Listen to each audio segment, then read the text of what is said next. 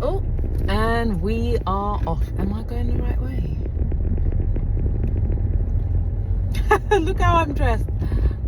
I can't really look you in the eye right about now, but there is a traffic light coming up, and then I will say something. Wow, I'm even out of shot. Doing really well at the minute. Hello, welcome to La La Land. My name is Laifa, and this is an off-the-cuff drive with me whilst I just chat, vent, speak. Ain't nothing doing. So it's Friday today.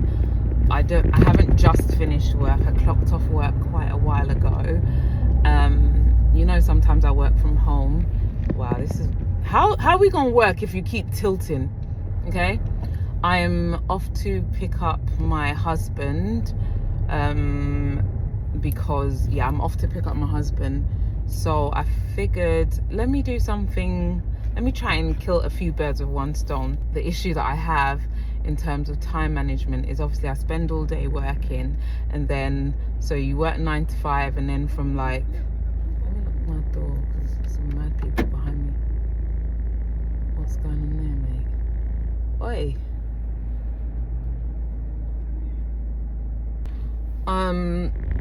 I spend all day working, and then so from 9 to 5 working, then I might rest a bit, I might do a bit of exercise. I don't spend that quality time that I'd like to spend with my family, but this is just a small sacrifice. It will fly by this time, by the grace of God. It will fly by, we'll get through it. And so in the evenings I spend my time studying. In the weekend, my whole weekend is committed to studying. I very rarely go out unless it's like a special occasion and I've been told well ahead of time. Sometimes I'll make the sacrifice, like I'll treat myself, because like this year there are some concerts that I'm not going to miss because I paid for them well in advance, and I'm still finna go to see that artist. So there's things like that, but outside of that I'm just working and studying. So it's eat, sleep, work, study, repeat. How are we all doing? How are you coping? Any of you been in this predicament or found yourself in this kind of situation? How have you navigated that? It's much different. This is why our parents told us, if you want to study to the end before you balance and have children and settle down, because the brain of a youth is not the same as the brain of somebody with responsibilities. Do you get? Like, sometimes, when your mom, like, sometimes your biggest woe is, what are we gonna eat for dinner?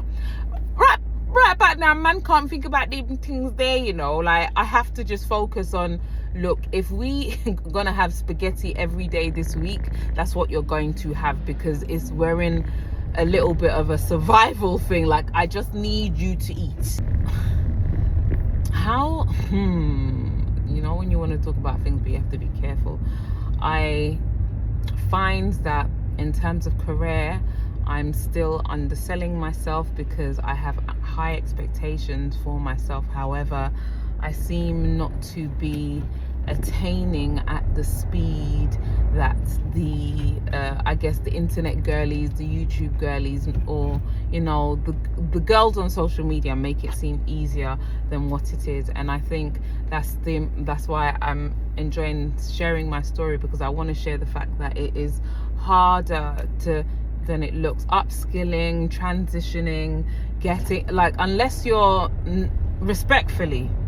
I'm gonna say this respectfully, all right, unless you're stacking shelves, it's not easy, because and there's nothing, that's why I say respectfully, because there's nothing wrong with stacking shelves. In fact, I've never done a job where I'm stacking shelves, but where I'm going is that I've done jobs whereby the tasks are very mundane, and I've thoroughly enjoyed it because it's allowed me to escape. Sometimes doing the same thing over and over and over again can be really good for the brain, if you're that way inclined anyway.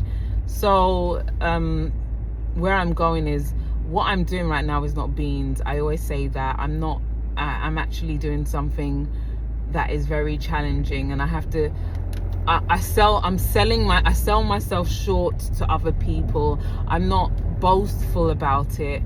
I don't know if it's because of the culture that I'm in, because I'm British, and British people tend not to be boastful, or there might be this fake, I don't know if it's fake, but like we don't brag.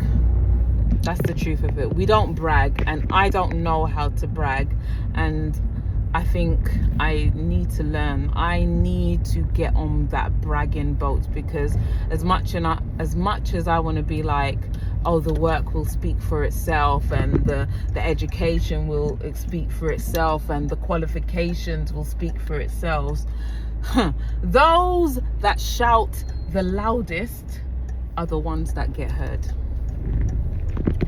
Should I say it again?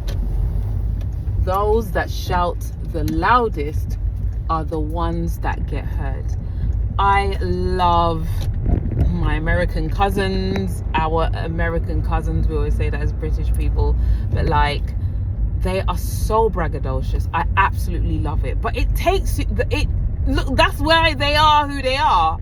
That's why they are who they are. Like, the Americans, for the most part, they are that girl, because anything they are doing, whether big, whether small, they are bragging about it. Whether big, whether small. Meanwhile, you will be here as a British citizen, as a Brit-born, whatever you want to call yourself. You are finding the cure for cancer. You have found it. You are performing brain surgery. You're doing big things in these streets, and you will just be meek. Who that helped? Who has that ever helped? Who? I'm saying this because I found myself in a position where I just fumbled, and I spoke a lot about my struggles rather than really articulate. I mean, I think I did speak about my achievements. However, I did not brag about them. Chai layefa, come layefa. Hey, now what for you? Hey, oh my God. Anyway, yeah. So it's just, how will one get into the art of? Yeah, I need to get on that. I need to get on board. I need to get on board, because those that shout the loudest are the ones that get heard. And that's not just in your career, that is in any field of life, anything of life. And sorry to get really serious and scary for a minute. So you don't know that I lost my mum a few years ago, and it was the most traumatic thing that ever happened to me, to my family. It just, the dynamic. Anyway, if you know what a mother is, you know what a mother is. And follow me here, right? So when we were referred to palliative care, and we felt like we weren't getting heard, we weren't being listened to, one of the palliative nurses said, say what you want. You need to speak up. You need to advocate for yourself, advocate for your mother. It's those that shout the loudest are the ones that get heard. And maybe, I don't know if that was the first time I heard that, but it really, because I was fighting for something. Obviously, we were in a dire situation, but in terms of treatment, in terms of care, in terms of like the aftercare process, the things that we needed in place, and how we felt that we were kind of disregarded at one point and shoved to one side, that palliative nurse was just like, those that shout the loudest get heard. And when I tell you, my network, the way we came together, hey, that hospital, they knew us. They were tired of us and our wahala, when they knew us very well. Oh, what do you mean? What do you mean? When my sister was coming, she coming with authority. Me, I was all shy, but We were standing on business, because those that shout the loudest get heard. And it wasn't like we were asking for things that were not necessary or not needed, or were not things that we were not entitled to, or my mum wasn't entitled to. So I say this story to now bring it back to anything in life, right? Now, the kind of work that I do, I will sometimes take in requests, and you have to prioritize needs based on what the business needs, and what will come first, what will come second, all that kind of stuff. But what I found that happens the most is, hey, when somebody is making a request and they are chasing you, they're shouting. It's that person that is shouting the loudest that their matter will be seen to first. Their issue will be dealt with first. People will not ignore you. You will not be invisible. And that's where I'm going with the whole career trajectory, and bragging about what you've achieved, bragging about what you've done, whether big or small. Brag about it. Yes. Even if it was all you did was pass somebody the pen to sign a form for an amazing contract, but you see, you need to shout about it. Yes, it is you that needs to shout about it. It was I that gave him the pen to sign that $1 million contract. I gave him the pen. Did you see it? It's in the photo. It was me that gave him I'm not as silly as it seems. People will know you, even if they'll laugh about you. They'll look at this one shouting because you gave somebody a pen, and so, but you were there and you did it, even if you didn't do it. But now they know that you did it. Meanwhile, some of us are doing more than handing over pens, and we're being humble. We're being quiet. Sorry, thanks. This place. Some parts of London you shouldn't drive, or some people shouldn't be drivers. Anyway, I feel like that is the message for the day.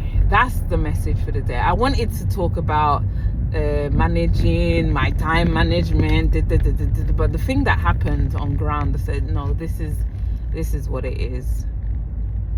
You can brag about your things, but when you say that UK is bad vibes, it's not a lie. It's not a lie, because you just have to know who you're bragging to in this UK, because you brag anyhow, that person will now want your thing. But brag at the right time, to the right people. Me, I'm just there. Anyway, on that note, I'm gonna sign out now because I don't even know. Anyway, bye.